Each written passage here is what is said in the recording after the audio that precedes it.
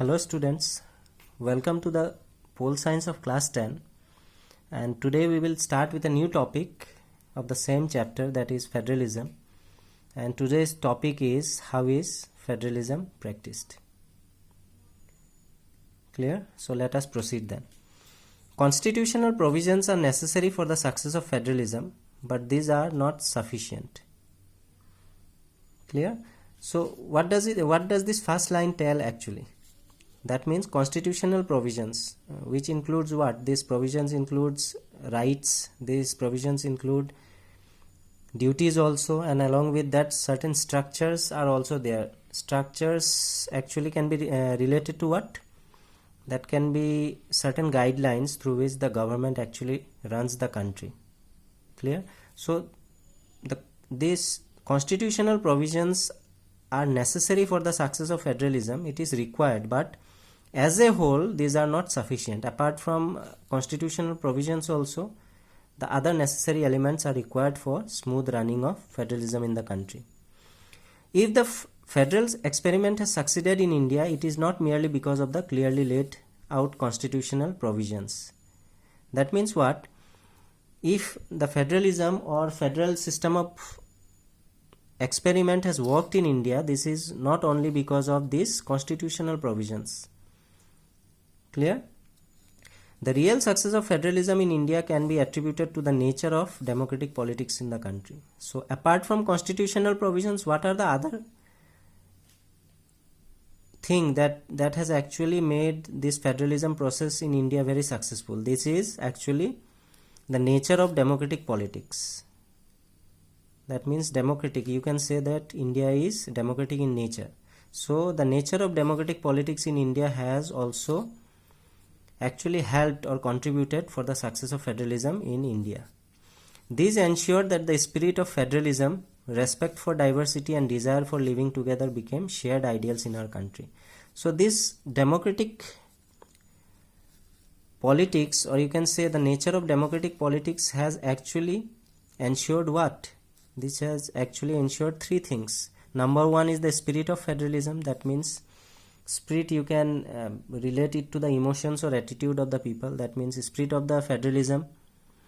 The number two is the respect for diversity. That means India is a country with diversity, having different culture, language, ethnicity, different races are there. So in view of that, it is giving respect for the diversity and desire for living together. And this respect for diversity is actually giving a desire for living together. That means what? If they are respecting this diversity, they are also desiring for living together under this unique diversity.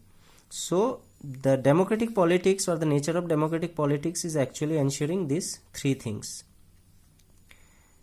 which is what? Which became shared ideals in our country. And with these ideals only, we the people of India are living together happily.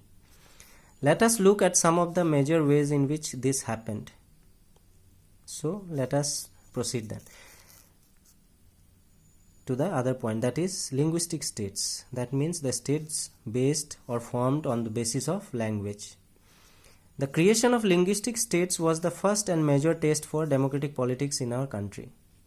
So the creation of linguistic states means the states that were actually created on the basis of language.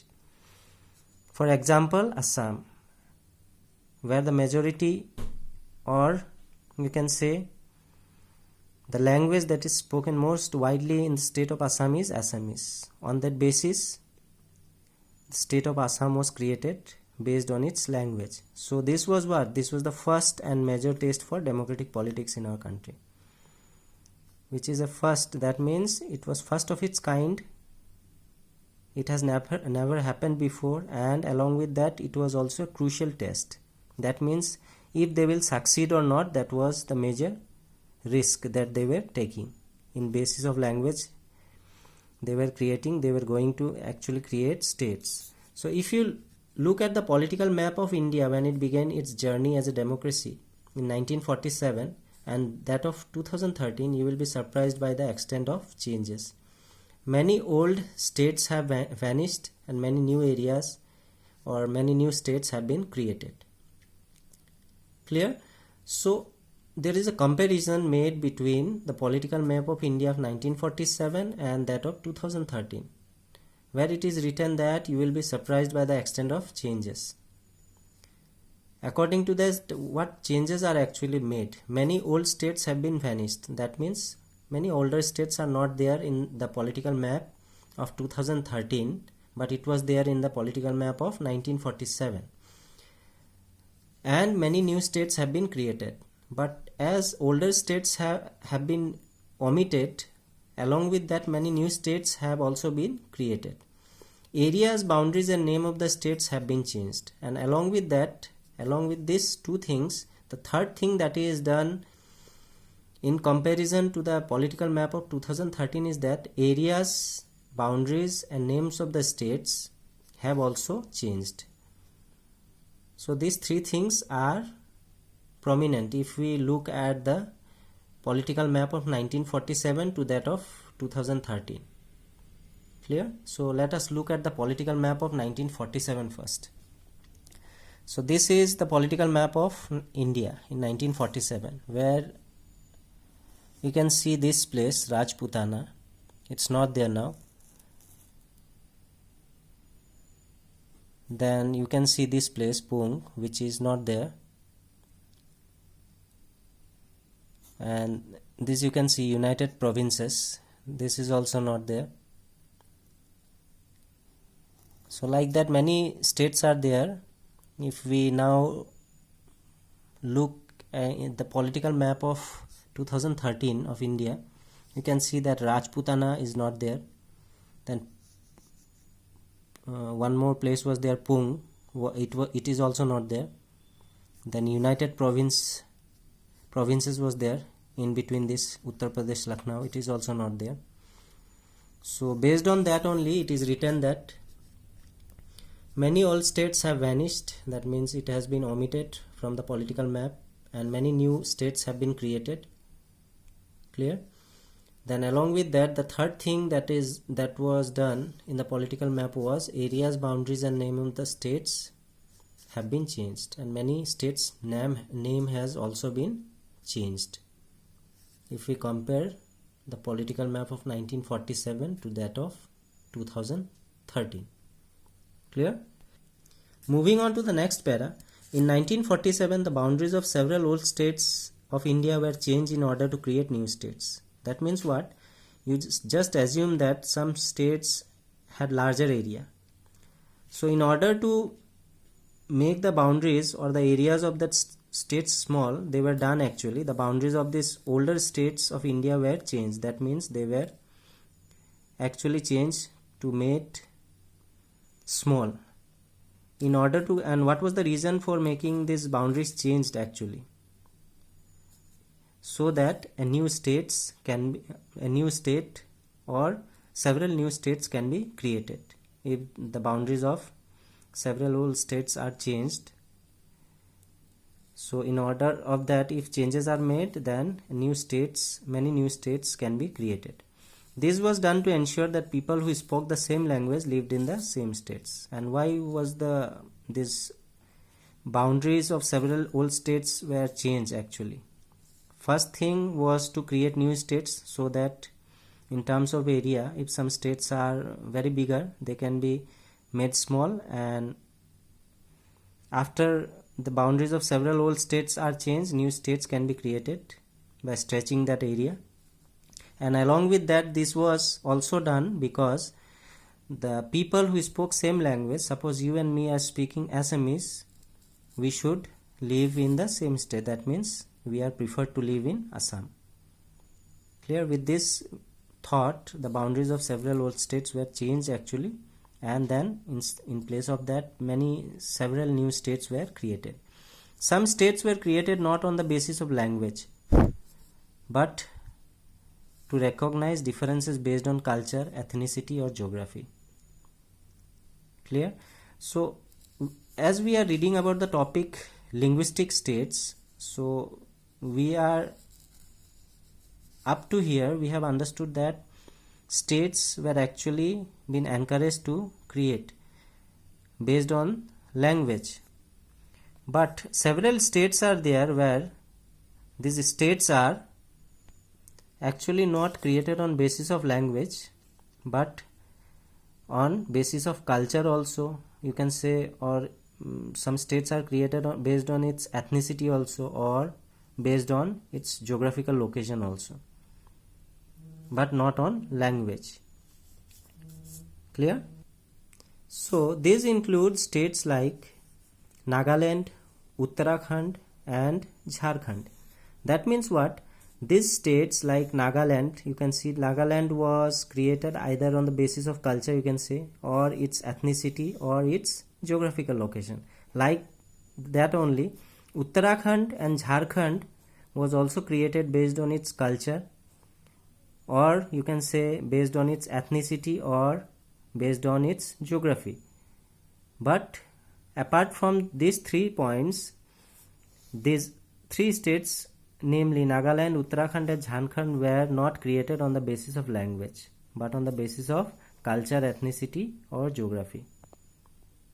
Clear?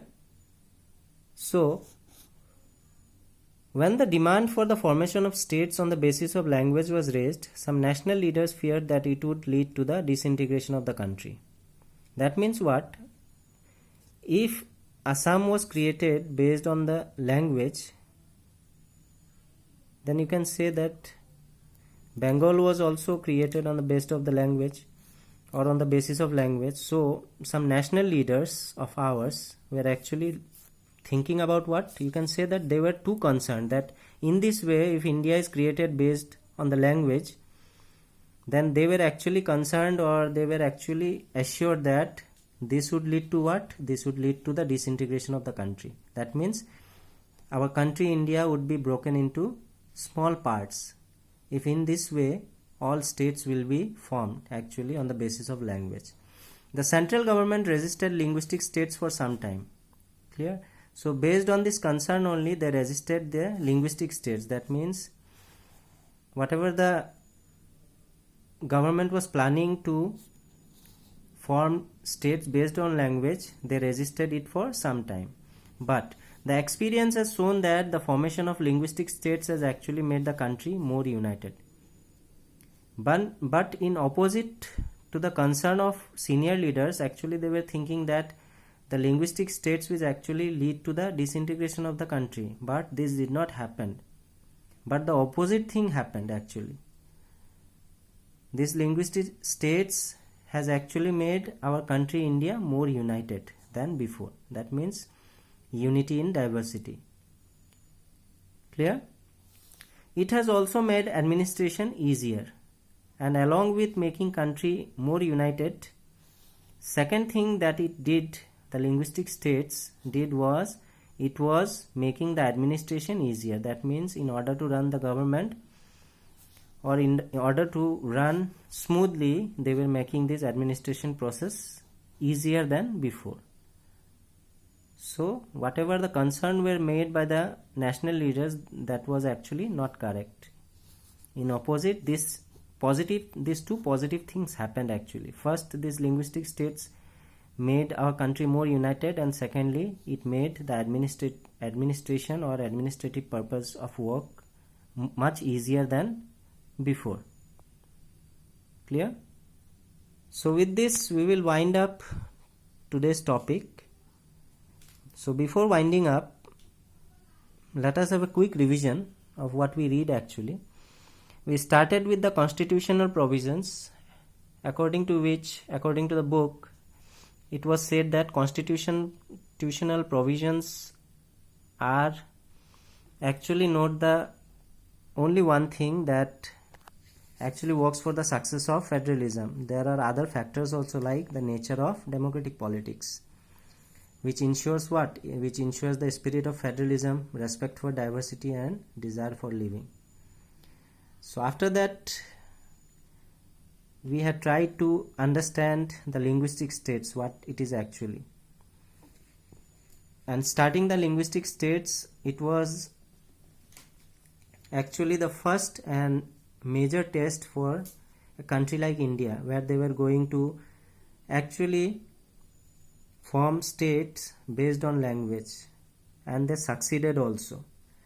After that, we compared the Indian political map of 1947 with that of 2013, in which we had actually seen 3 changes been made when we compared 1947's Indian political map with that of 2013.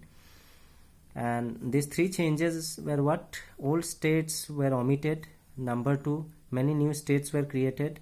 And number 3, areas, boundaries and names of the states was changed actually. Clear?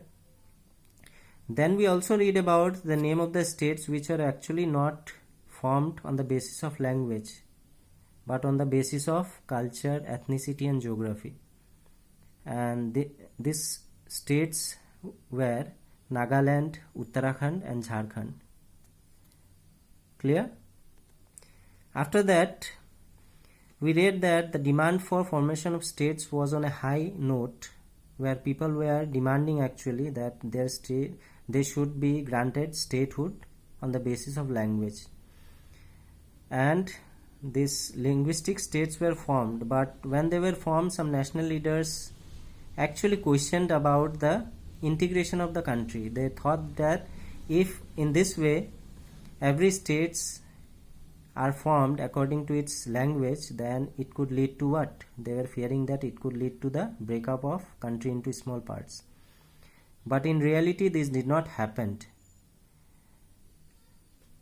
What happened was that after the linguistic states was created, they actually made our country India more united, and secondly, the administration or the administrative work was actually done much easier. Or you can say that it helped in the smooth running or smooth functioning of the country and government. So I hope that whatever the points we have read under the topic how is federalism practiced in India, it is now very much clear in your mind. So with this I will wind up today's topic. Thank you.